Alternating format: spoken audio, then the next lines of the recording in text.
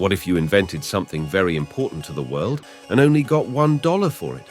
Well, this is what happened to the woman who created the home pregnancy test. Imagine this. You feel something is different with your body and suspect you are pregnant. What do? Go to a pharmacy and buy a pregnancy test to check, right?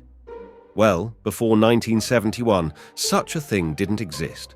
The only way to get this information was to go to a doctor, where he would collect some urine and then send it to a laboratory. After the test was done, it was sent back to the doctor, and only then he would inform the patient. A very tiring process, right? Yes, and so thought Margaret Crane. At only 26 years old, she was hired to work at Organon Pharmaceuticals as a graphic designer. She did sketches for some products.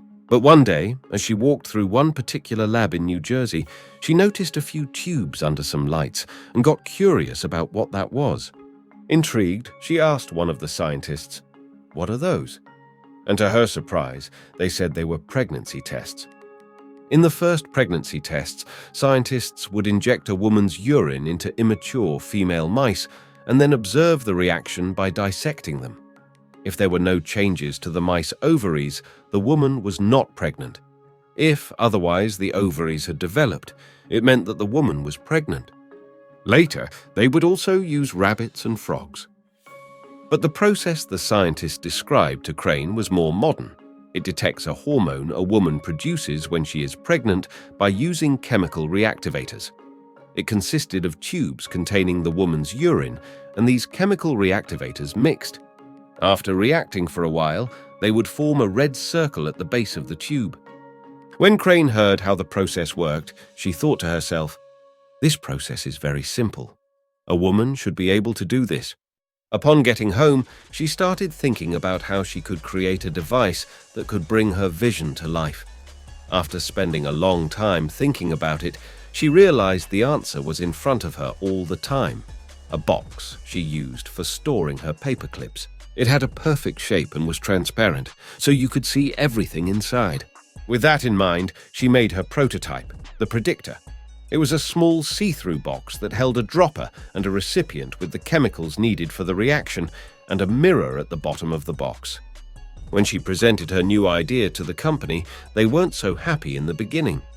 According to the New York Times, her managers were worried, and one of them even asked, what if a senator's daughter, unmarried, found she was pregnant and jumped off a bridge? But eventually, they bought into the idea.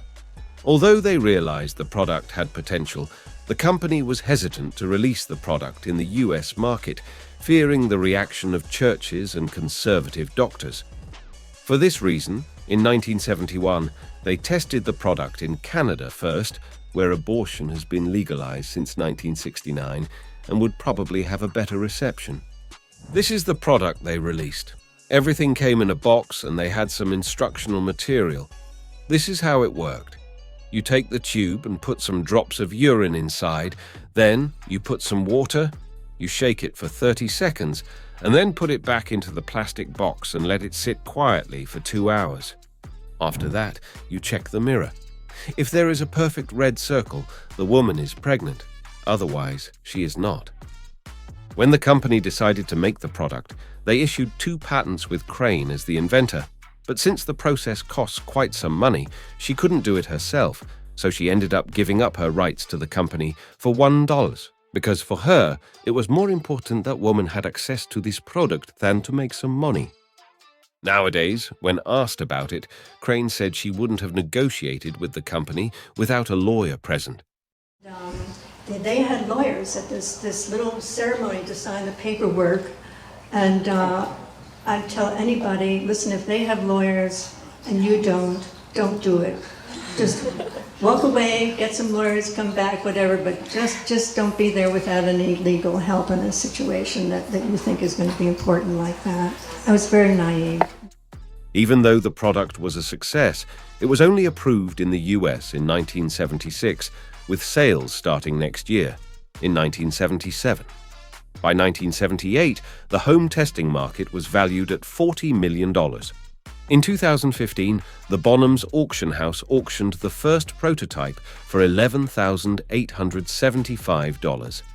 Nowadays, the modern pregnancy test kits market is valued at over $1 billion. Like and subscribe to the channel if you found this video interesting. If you have any suggestions for interesting topics you would like to see in the future, please let us know. Thank you for watching and have a nice day.